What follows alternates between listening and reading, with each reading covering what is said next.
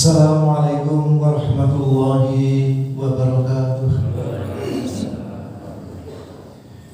Innal hamdalillah nahmaduhu wa nasta'inuhu wa nastaghfiruh wa na'udzu billahi min shururi anfusina wa min sayyiati a'malina. May yahdihillahu fala mudilla lahu wa may yudlil fala hadiya lahu. Asyhadu an la ilaha illallah wa asyhadu anna Muhammadan abduhu wa rasuluh. Allahumma shalli ala Muhammad wa ala alihi wa ashabihi wa man tabi'ahum bi ihsan ila yaumiddin. Amma ba'd. Ibu-ibu, bapak-bapak dan saudara-saudara sekalian yang dirahmati Allah, tiada kata yang pantas dan patut kita ucapkan pada pagi hari ini kecuali alhamdulillahirabbil alamin, yang tentu saja kepada Allah Subhanahu wa taala yang telah memberikan nikmat yang begitu banyak kepada kita sekalian. Di antara nikmat yang kita rasakan pada pagi hari ini, Allah telah memberikan keringanan langkah kita untuk menuju ke rumah Allah dalam rangka thalabul ilmi, dan kita masih diberikan nikmat berupa iman, Islam dan ihsan.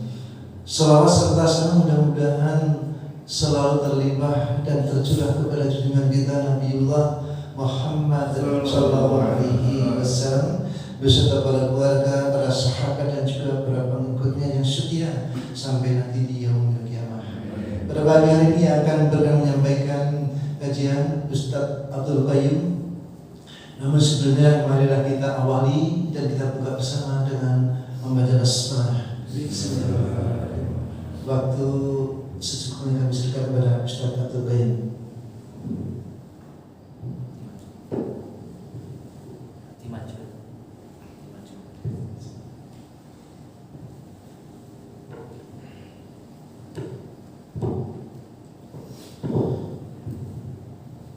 Assalamualaikum warahmatullahi wabarakatuh. Innal hamdalillah nasta'inuhu wa nastaghfiruh wa nu'minu bihi wa natawakkalu alayhi wa na'udzu billahi min shururi anfusina wa min sayyiati a'malina.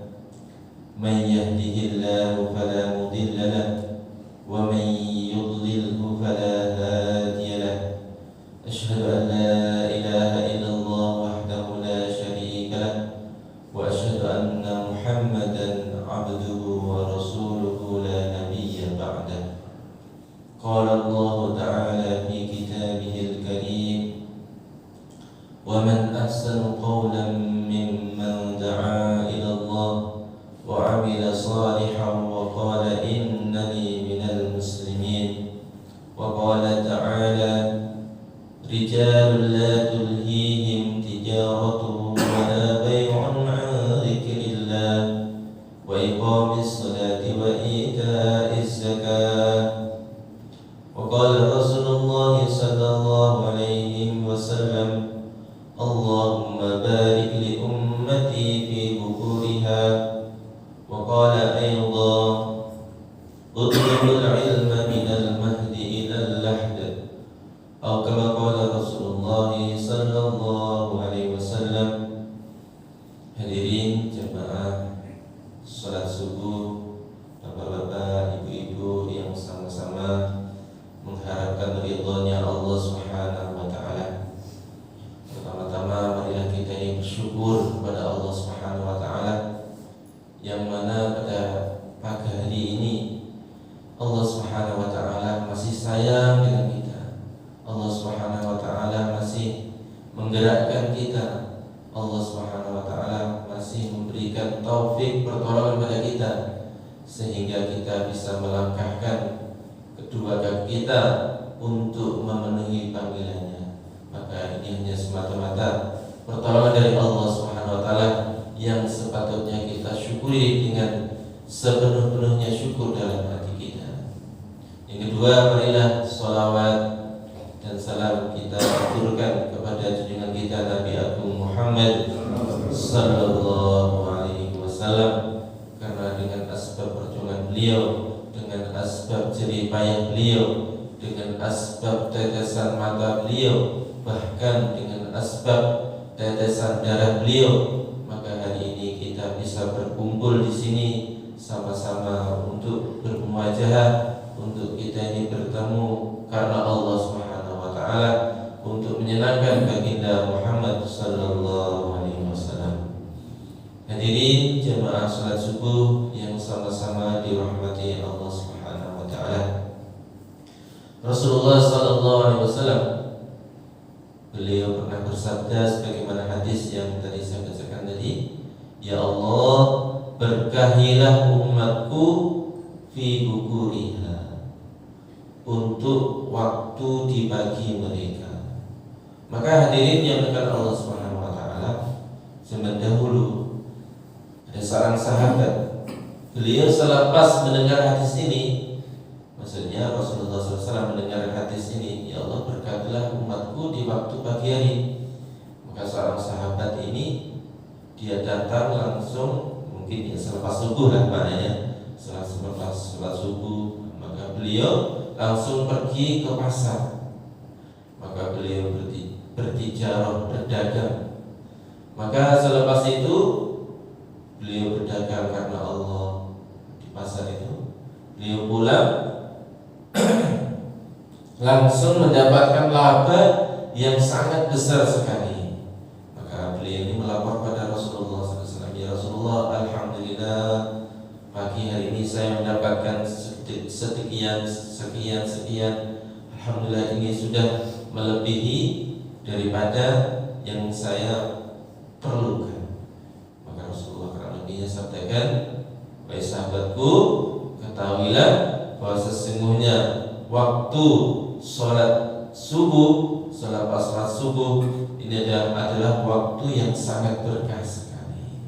Maka hadirinnya, kumpulnya kita dalam majlis yang seperti ini, kita sama bertemu langsung, kita menghadiri sholat subuh, kemudian kita mengadakan majlis seperti ini, maka ini adalah suatu perkara yang sangat besar dan perkara yang sangat agung di sisi Allah Subhanahu wa taala.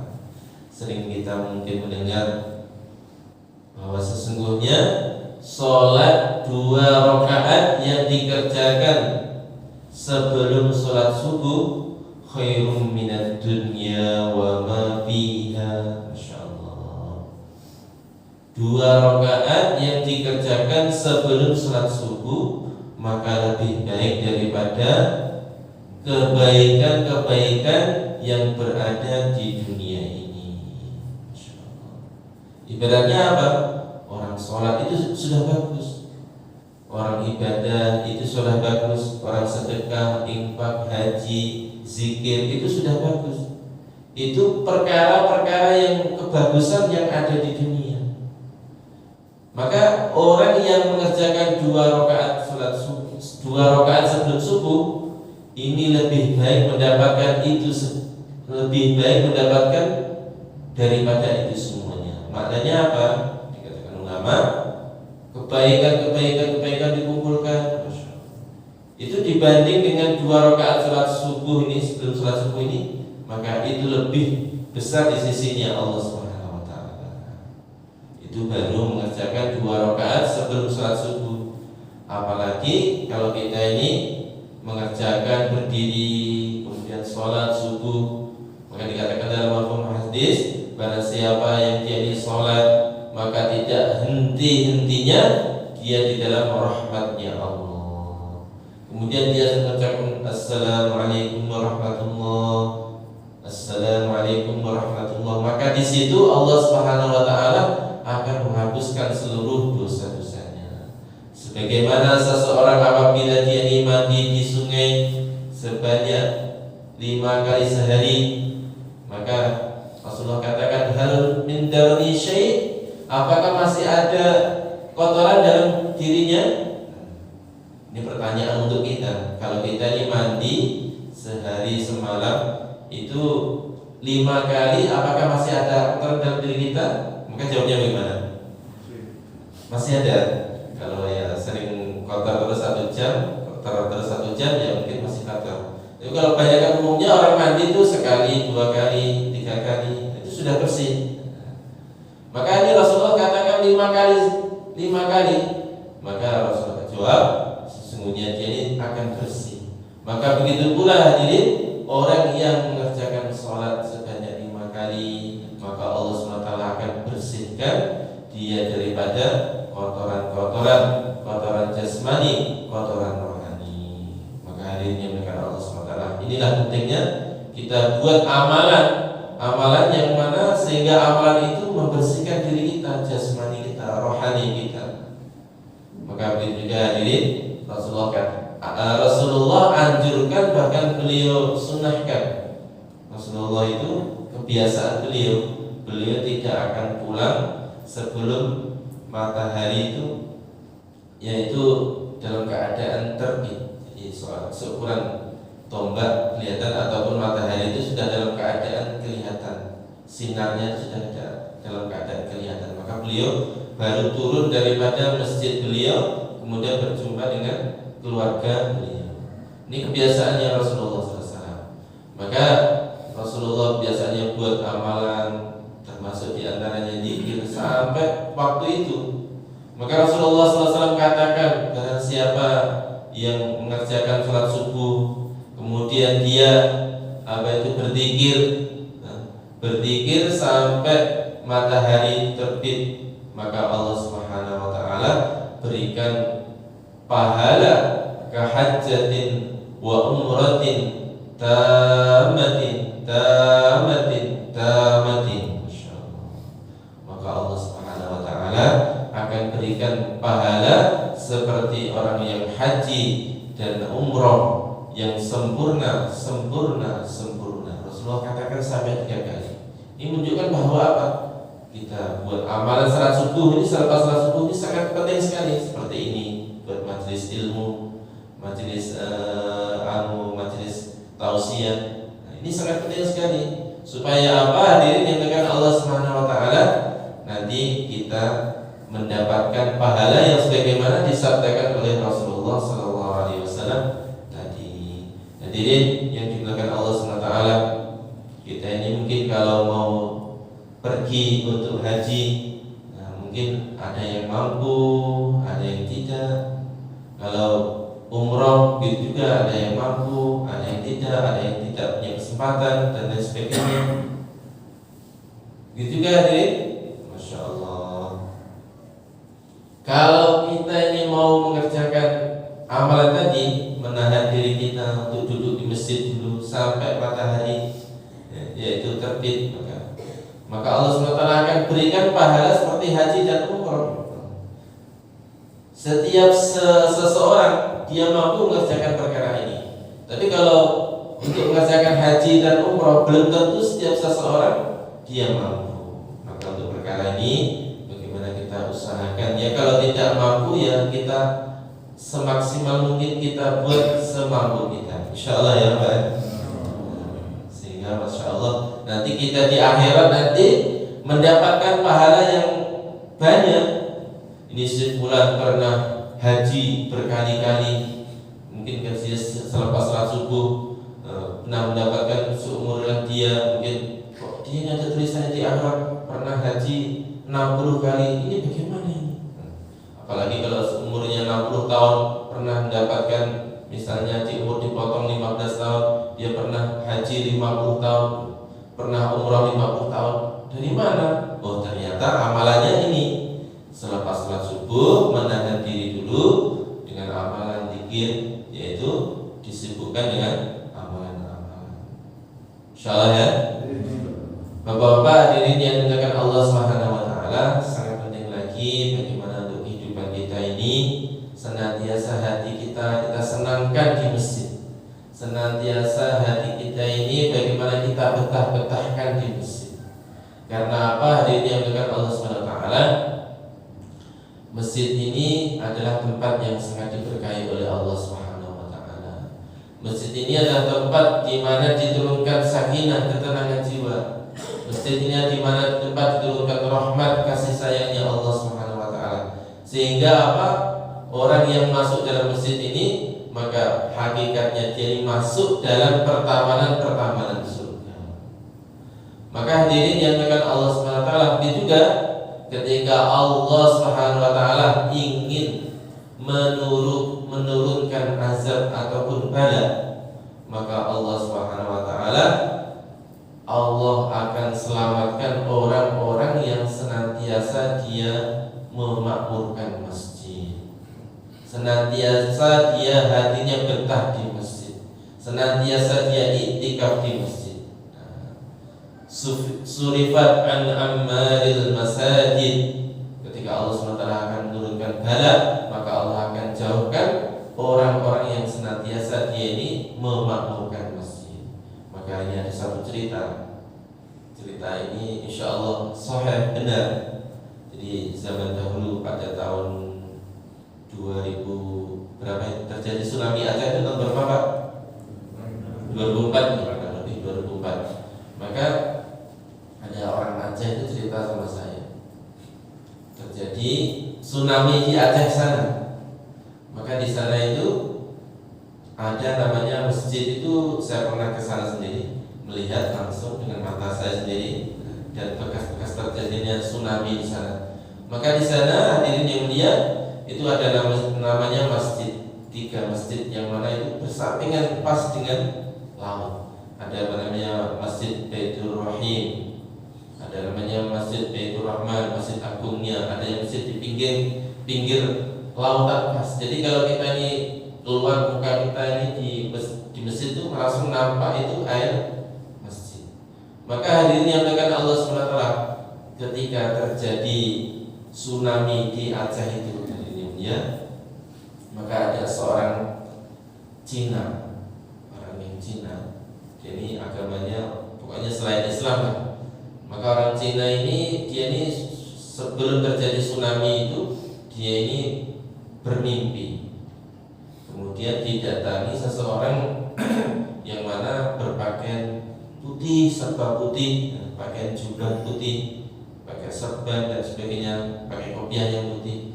Maka didatangi, besok ini akan terjadi malapetaka, yaitu yang sangat besar sekali. Kalau kamu ingin selamat, maka kamu masuklah ke masjid. Ini katanya apa itu, orang yang sorban putih tadi, baju putih tadi. Maka ya ini seolah-olah nggak percaya kalau besok ini akan terjadi. Di sana kan di tempat orang Cina yang di apa itu Aceh besar, itu tempat orang Cina banyak sekitar zaman dahulu itu, sebelum terjadinya tsunami itu. Maka betul ya, besoknya pagi hari terjadi tsunami yang sangat besar sekali, sangat besar sekali hadirin yang dimuliakan Allah SWT. Saking besarnya itu, di sana itu ada namanya PLTD, apa itu, kapal yang mana untuk pembangkit listrik tenaga diesel itu, yang mana ditaruh di pinggir lautan. Itu karena sangat kuatnya apa itu tsunami itu PLTD tadi dilempar sama ombak itu sampai 1 kiloan. Padahal besarnya satu masjid ini kurang lebih. Masya Allah, besarnya satu masjid ini dilempar dengan ombak itu kurang lebih 1 kiloan lebih. Maka hadirin yang dimuliakan Allah SWT, ini sangat besarnya tsunami tadi. Orang Cina tadi masuk, ketika terjadi tsunami itu masuk di dalam masjid. Akhirnya selepas terjadi tsunami, maka Allah SWT selamatkan orang Cina tadi, sehingga selepas terjadi tsunami dia mengucapkan syahadat asyhadu an la ilaha illallah wa asyhadu anna Muhammadar Rasulullah. Masya Allah, Allah SWT selamatkan orang Cina tadi, kemudian dia masuk Islam. Betul kan ya? Masjid yang mana, masjid yang di pinggir laut pun itu ya, di pinggir laut pas itu. Kalau Masjid Agungnya memang agak jauh sedikit. Tapi kalau yang masjid yang di pinggir laut itu, kalau nggak salah namanya Baitur Rahim itu, sedikit pun air bah itu, air tsunami itu tidak mengenai dalam masjid. Tidak letak pun di masjid itu, tidak sedikit pun yang letak. Orang-orang yang masuk dalam masjid, Allah SWT selamatkan. Maka hadirin yang dimuliakan Allah SWT, ini suatu fakta yang nyata. fakta yang nyata, orang yang memakmurkan masjid, maka Allah Subhanahu wa taala selamatkan. Baru-baru yang kemarin itu lagi terjadi di mana itu? Di Palu. Juga seperti itu, di Palu itu ya bersampingan dengan laut, bahkan di bawahnya itu sudah laut. Maka ketika terjadi kemarin itu gempa itu, maka Allah SWT selamatkan masjid. Semuanya sekelilingnya hancur, tapi masjidnya Allah SWT jaga. Orang yang masuk di masjid itu di Palu itu Allah SWT selamatkan. Nah ini bukti nyata. Maka hari ini kata Allah, fa'tabiru ya ulil absar, maka hendaklah kita ini mengambil pelajaran daripada cerita ini, yaitu orang yang memakmurkan masjid, maka Allah SWT akan selamatkan. Baik selamat ketika ada musibah, Allah SWT ataupun Allah SWT akan selamatkan daripada fitnah-fitnah yang terjadi di akhir zaman ini. Satakunu fitan, maka katanya Rasulullah, akan terjadi banyak sekali fitnah-fitnah. Fitnah akan melanda diri kita, keluarga kita, ataupun melanda umat ini. Maka kuncinya yaitu kita ini memakmurkan masjid. Insyaallah ya. Bagaimana kita luangkan waktu kita ke masjid. Kita ini sudah hari-hari meluangkan waktu untuk di toko kita. Kita meluangkan waktu di kebun kita. Kita sudah meluangkan waktu di kantor kita. Tapi bagaimana kita ada meluangkan waktu kita juga untuk Allah Subhanahu wa taala. Hakikatnya ketika kita mendengar Allahu Akbar, Allahu Akbar, itu panggilan itu apa tuh? Panggilan tanda salat? Bukan. Memang itu panggilan untuk tanda salat juga. Tapi hakikatnya Allahu Akbar, Allahu Akbar, setiap orang Islam, orang yang mukmin, orang yang bisa mendengarkan itu, maka hakikatnya dipanggil oleh Allah untuk sholat di masjid. Nah itu azan itu untuk siapa? Ya untuk orang Islam, supaya bagaimana dia ini datang ke masjid.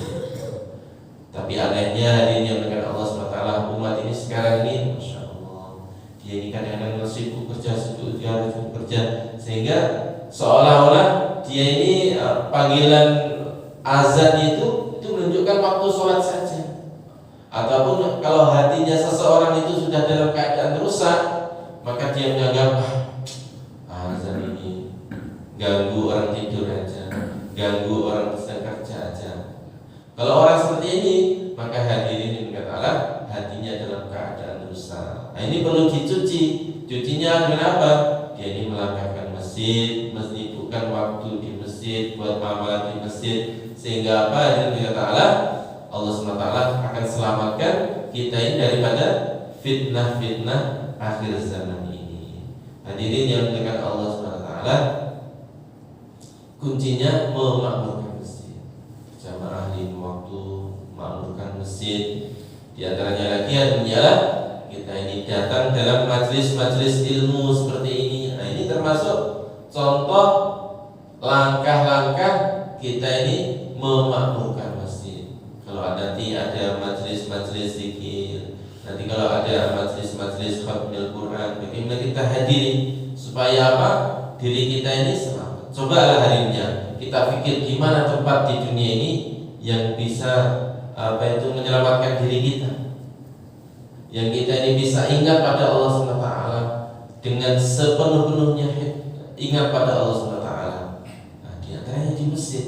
Kalau kita ini sudah kumpul dengan anak, istri, dengan keluarga, apalagi di rumah kita, masya Allah, ini dikatakan oleh seseorang ulama, rumahnya orang Islam sekarang ini sedang dijajah oleh Yahudi dan Nasrani. Rumahnya orang Islam sekarang ini sedang dijajah oleh orang Yahudi dan Nasrani. Kok dijajah? Ini bagaimana? Memangnya kita dijajah? Tidak. Dijajah daripada keyakinan ataupun programnya orang Yahudi dan Nasrani. Rumahnya pertama dijadikan seperti seperti hotel. Jadi seperti hotel itu bagaimana? Pulang dari kerja, dari kantor, maka rumahnya dipakai langsung tidur aja. Rumahnya orang Islam sekarang kebanyakan dijadikan seperti yaitu restoran. Datang dari kerja, kemudian datang ke rumah langsung makan sepuasnya, makan dengan senikmat-nikmatnya, seperti itu. Kemudian rumahnya orang Islam di sini naudzubillah dijadikan seperti diskotik. Itu bagaimana? Rumahnya dengan untuk bersenang-senang dengan hiburan dengan musik. Maka hadirin yang bukan Allah SWT, itu semua dianggap oleh Rasulullah SAW. Kalau rumah kita jadikan seperti itu, maka itu rumah kita seperti kuburan. Alhamdulillah, mohon maaf, rumah kita seperti apa? Kuburan. Kenapa? Karena rumah kita ini tidak ada amalnya. Maka Rasulullah SAW katakan, wala tattakhiduha qubura, janganlah kamu jadikan rumah kamu itu seperti kuburan. Karena apa? Di dalamnya tidak kita hidupkan dengan amalan. Kalau rumah yang dikehendaki oleh Islam agama itu bagaimana? Rumahnya yang dapat mengeluarkan cahaya nur yang mana dipandang daripada langit itu mengeluarkan cahaya nur kebaikan-kebaikan. Sebagaimana rumahnya Rasulullah SAW.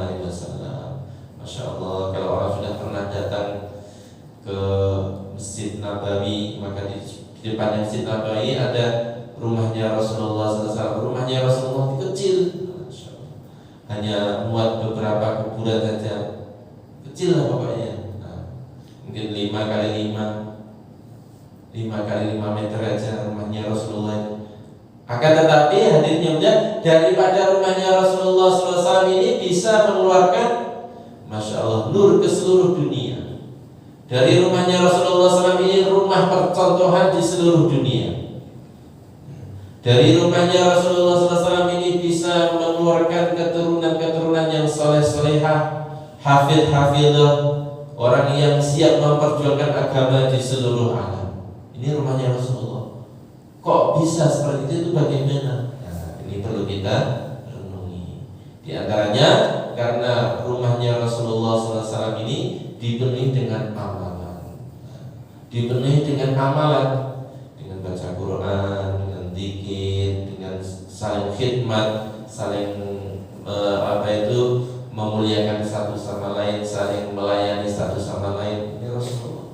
Saling dihidupkan di rumah itu suasana agama. Makanya dikatakan Rasulullah di rumahnya Rasulullah ataupun di Masjid Nabawi zaman dahulu tidak ada namanya pengajian ataupun pondok pesantren, tidak ada. Kok bisa? Kenapa? Kok bisa agama ini bisa tersebar di seluruh dunia? Itu diantaranya dimulai daripada rumahnya Rasulullah SAW ini. Maka hadirin yang ta'ala, kita hidupkan di rumah kita, termasuk diantaranya kita hidupkan dengan sunnah-sunnah. Nah, sunnah-sunnahnya apa? Diantaranya kita hidupkan dengan amalan-amalan baca Quran, kemudian zikir, dengan sholat-sholat sunnah. Maka menurut beberapa hadis, untuk mengerjakan sholat sunnah ini Rasulullah SAW beliau kerjakan di rumah. Qobliyah, ba'diyah itu kadang-kadang Rasulullah kerjakan di rumah. Sholat tahajud, kemudian sholat duha, kemudian sholat isyraq, beliau kerjakan di rumah. Akan tetapi hadirin yang ta'ala, untuk sholat 5 waktu, maka Rasulullah SAW senantiasa beliau kerjakan di masjid. Maka untuk laki-laki, untuk orang laki-laki ini dianjurkan, sangat dianjurkan bagaimana itu mengerjakan sholat 5 waktu itu di masjid. Kalau untuk ibu-ibunya itu ada sebagian ulama mengatakan boleh ataupun tidak boleh ataupun silahkan. Nah, itu katanya ulama seperti itu. Kalau dia selamat daripada fitnah, maka silahkan datang ke masjid. Nah, kalau ditakutkan fitnah, maka di rumah saja. Nah, tapi kalau ingin mendekatkan diri dengan Allah SWT menurut zaman sekarang, ini katanya ulama, untuk ibu-ibu itu zaman sekarang itu, kalau zamannya tidak punya fitnah, maka yang lebih baik itu di masjid. Kenapa seperti itu katanya ulama? Karena orang zaman sekarang dia bisa konsentrasi pada Allah, bisa ingat pada Allah dengan sepenuh-penuhnya, bisa sholat khusyuk. Itu diantaranya di masjid. Coba kita kalau bayangkan, kita sholat di rumah, Allahu Akbar, dengan Allahu Akbarnya di masjid, lebih khusyuk mana? Di masjid. Maka bagaimana kita usahakan 5 waktu di masjid. Maka kita ini kalau kita sholat 5 waktu di masjid, insya Allah itu bisa mendapatkan pahala yang sangat banyak sekali. Akan tetapi kalau kita ini sholat kita di rumah, 5 waktu ini kita di rumah, maka kita mungkin hanya sebentar mungkin sholatnya, hanya sekedar menunaikan kewajiban. Tapi kalau kita di masjid, kita bisa qobliyah, ba'diyah, kemudian bisa mungkin imamnya baca Quran panjang, kita bisa menikmati. Kalau di rumah kita aja bacaan kita ini mungkin masih dipertanyakan, mungkin kalau sholat hanya sekedar menunaikan kewajiban. Maka untuk itulah bagaimana kita ini mengerjakan 5 waktu, usaha dan usaha lagi untuk senantiasa sholat berjamaah di masjid. Bapak-bapak hadirin yang dimuliakan Allah SWT, kebaikan-kebaikan yang sudah kita rasakan ini jangan sampai kita ini tinggalkan. Dan kebaikan-kebaikan yang sudah kita rasakan ini, maka bagaimana kita ajarkan untuk diri kita, untuk anak kita, untuk keluarga kita, untuk keturunan-keturunan kita, cucu-cucu kita, dan kita sampaikan pada tetangga-tetangga kita dan umat seluruh alam. Siapa saja orang yang kita kenal, kita sampaikan agama ini. Kenapa kok seperti ini? Maka hadirin ya, maka kalau kita ini amal agama untuk diri kita saja, maka kita ini akan mendapatkan pahala kebaikan untuk diri kita. Tapi kalau amalan agama kita sampaikan, kita bicarakan, kita rembukan dengan orang lain, maka kalau ada orang yang mengikuti, maka kita akan mendapatkan pahalanya juga. Maka kalau ingin cara mendapatkan pahala yang sangat banyak, di antaranya yang paling mudah yaitu kita sampaikan pada orang lain. Sholat, alhamdulillah, sholat itu nikmat, sholat itu lezat, sholat itu dapat ketenangan. Ini kita sampaikan pada orang lain. Jangan untuk diri kita sendiri. Kalau untuk diri kita sendiri, maka nanti kalau kita sudah mati selesai sudah. Tapi kalau kita disampaikan pada orang lain, anak, istri kita, cucu kita, tetangga-tetangga kita, nah, kita sampaikan pentingnya sholat, pentingnya sholat, pentingnya sholat. Maka hadirin yang mulia, kita ini mati, tapi orang lain masih meneruskan apa yang kita bicarakan, akan meneruskan apa yang kita praktekkan itu, insya Allah ya. Sehingga nanti di akhirat kita ini tidak dituntut oleh Tuhan kita, tidak dituntut oleh tanggung jawab kita pada tetangga-tetangga kita. Kenapa kok seperti ini adanya? Maka nanti di akhirat itu akan terjadi suatu saat ada masa namanya hari tuntut menuntut. Orang laki-laki menuntut pada istrinya, istri akan menuntut kepada anaknya, anak akan menuntut pada orang tuanya, tetangga akan menuntut pada diri kita. Apalagi orang Islam pun kalau kita tidak niat menyampaikan, mereka pun akan menuntut pada diri kita. Maka pentingnya bagaimana kebaikan-kebaikan itu jangan didiamkan diri kita. Tapi kata orang Jawa, kebaikan-kebaikan itu ditulangkan, insya Allah ya. Sehingga kita ini akan mendapatkan pahalanya orang-orang yang mengikuti selepas kita. Inilah hadirin yang dimuliakan Allah SWT. Maka bagaimana kita ini yang terakhir, kita ini doa senantiasa biar kita ini tetap di dalam amalan-amalan kebaikan yang sudah dalam diri kita ini diistiqomahkan oleh Allah, dilanggengkan oleh Allah, sehingga kita ini mati, kita ini dalam keadaan husnul khotimah. Mungkin selama hidup kita ini diberikan hidayah ketika umur 60 tahun. Ada sebagian kita yang diberikan hidayah mungkin umur 40 tahun. Ada sebagian kita yang ketika kita sudah sakit-sakitan baru diberikan hidayah untuk taat kepada Allah SWT. Ada yang mulai kecil sudah taat pada Allah, balik pun sudah taat, sampai sekarang pun sudah taat. Alhamdulillah. Maka ini kita doa pada Allah SWT, ya Allah, jenengan istiqomahkan saya, ya Allah, jenengan istiqomahkan saya untuk kebaikan-kebaikan ini sampai saya ini Engkau ambil. Kita doa seperti itu. Kalau kita ini doa, maka alamat kita ini menjadi orang yang bahagia. Kita akan mendapatkan apa yang kita doakan itu. Maka kata Nabi, kullun muyassarun lima khuliqalah. Kita ini semuanya tidak tahu, takdir kita itu tidak tahu. Kita ini tahu takdir kita apa tidak, Pak? Tidak tahu kan? Kita ini jadi orang sakti atau sa'id, kita ini jadi orang yang celaka ataupun orang yang bahagia, kita tidak tahu. Dulu pada waktu di rahimnya, perutnya ibu kita dituliskan di antaranya perkara itu, kita jadi orang celaka atau orang yang bahagia, kita tidak tahu. Maka yang tanda-tanda untuk kita ini mendekatkan pada perkara itu apa? Nah, kita ini dimudahkan untuk apa? Kalau kita ini untuk kebaikan ini kok mudah, sholat lima waktu mudah, zikir mudah, berjamaah mudah, majelis taklim seperti ini mudah, berarti ini tanda-tanda orang yang sa'id, orang yang bahagia. Tapi kalau sebaliknya, kita ini untuk perkara-perkara yang sebaliknya daripada itu, untuk maksiat, untuk dan lain sebagainya kok mudah, berarti kita ini jadi orang yang syaqi, tanda-tanda orang yang celaka. Maka hadirin, di antara tanda lagi, kalau kita ini mudah untuk berdoa, untuk kebaikan-kebaikan, untuk kita supaya diberikan husnul khatimah juga mudah, insyaallah kita ini jadikan orang yang menjadi orang yang bahagia. Semoga Allah SWT berikan taufik pada kita semuanya. Amin ya rabbal alamin.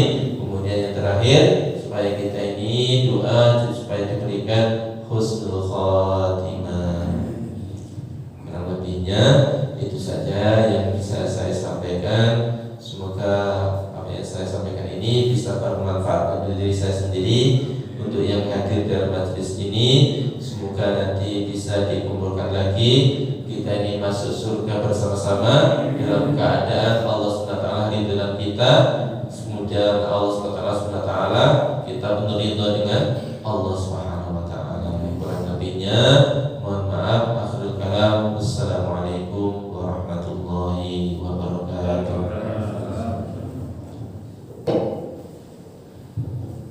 Subhanallah, luar biasa apa yang disampaikan Ustaz Abdul Qayyum. Mudah-mudahan dapat memberikan dorongan kita untuk selalu rajin menghadiri jamaah di masjid, di mana pada saat kita dipanggil Allah dalam azan setiap harinya.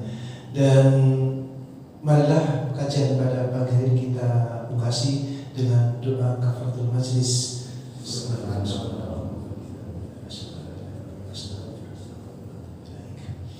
Kurang dan lebihnya saya mohon maaf. Akhir kalam, wabillahi taufiq wal hidayah.